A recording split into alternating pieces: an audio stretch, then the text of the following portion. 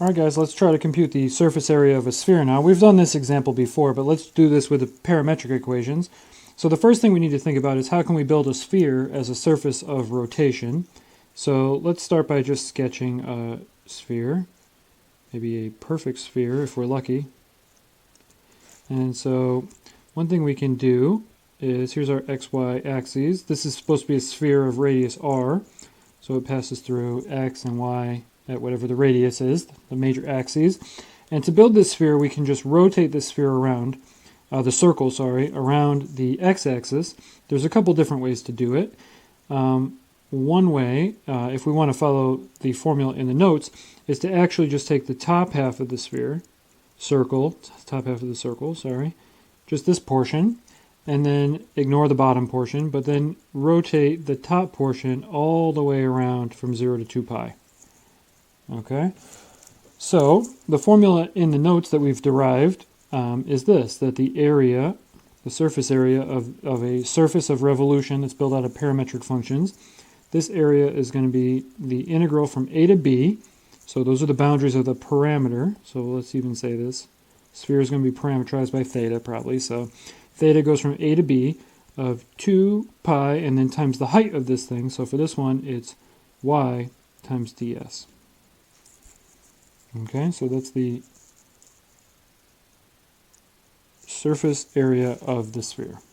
So the radius, circle times the radius times the arc length element. So for this one, our theta, this is everything here is in terms of theta, of course. That's the ds and the y. Let's write down a parametrization of our circle, and then we don't have to think too hard. Let's just take an obvious one. So just by trigonometry, if this is the angle theta, then this point is r cosine theta, r sine theta. Okay, and then our area is going to be the integral from 0 to 2 pi. Sorry, we're only going halfway around. The top half of the circle. So 0 to pi, that's the boundaries on theta. 2 times pi in the integral. Y of theta, so y is going to be this, r sine theta.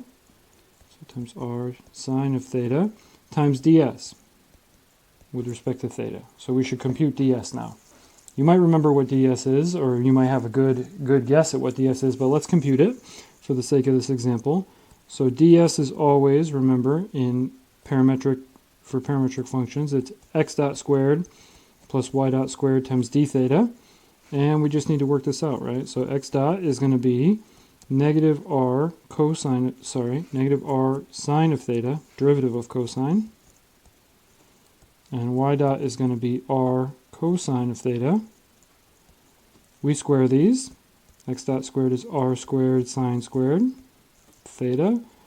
Y dot squared is r squared cosine squared theta. And then we add these up.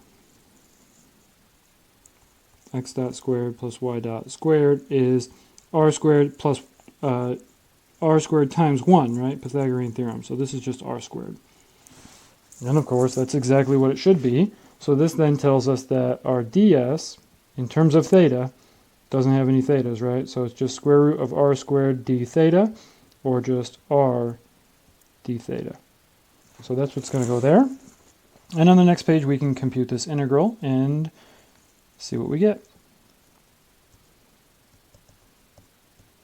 So here's what we get then. Our area,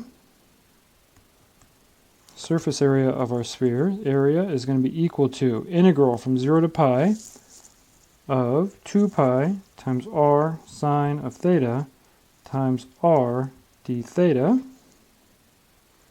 We can factor out the 2 pi r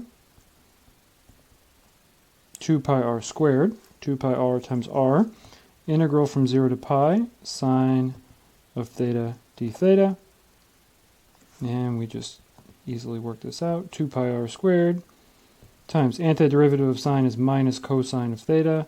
Plug in 0 and pi, and this is 2 times pi times r squared times negative 1 minus plus positive 1. That's 2. So this ends up being 4 pi r squared, which is exactly what it should be, but this shows how to compute the surface area of the sphere using parametrization of the sphere.